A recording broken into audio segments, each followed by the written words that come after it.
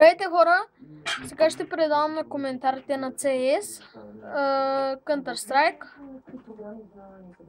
Както виждате сега ще играя. Малко ще играя, около 3 минути. Надявам се клипа да ви хареса на CS. Надявам се много да ви хареса този клип, защото мен CS, например, на кефи. Хора, не играя сега с приятели, защото не успях да вляза в правилния сървър, но следващият клип ще ви покажа как влизам в сървър с приятели и ще играя с приятели и ще ви покажа как се играе. Затова сега само това ще ви покажа. Много макив да гърмя тази бомба. Само да ви покажам какво представлява CS. Разбира се, играте Counter-Strike. Надявам се много да ви хареса. Аз я изтеглих преди малко.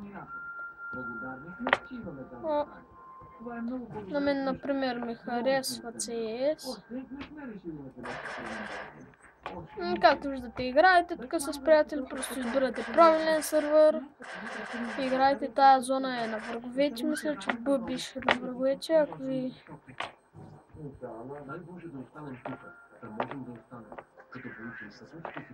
Ако само ние сме...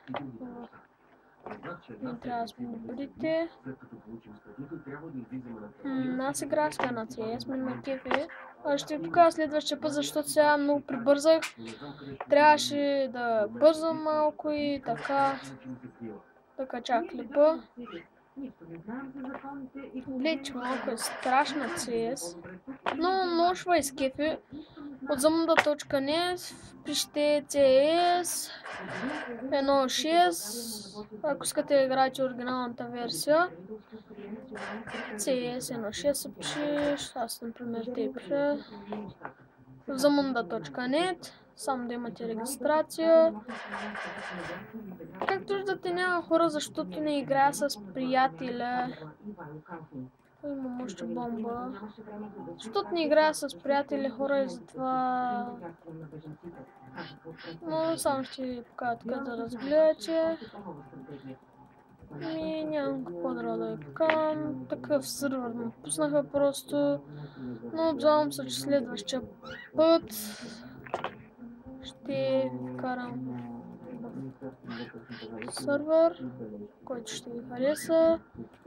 И моля ви, елате с мен да играете. Аз се пиша Дилян. Както канала ми се казва Дилян Димитров. Надявам се много да ви хареса клипа. И само тая бомба ще хвърля. Бягам. Както виждате, изхъбих се куршумите и няма какво да правя. Само се разхождам да ви покажа тук. Видите как се остреля на всичко. И така, хора, ще ви кажа довиждане. Да се видим следващия клип на CS. Абонирайте се. Тикче нагоре, ако ви харесал клипа. Май нямам да хванем бомбата. Довиждане, хора. Надявам се да ви харесва клипа. Ако ви харесва, абонирайте се, напишете своя коментар. И това. Чао!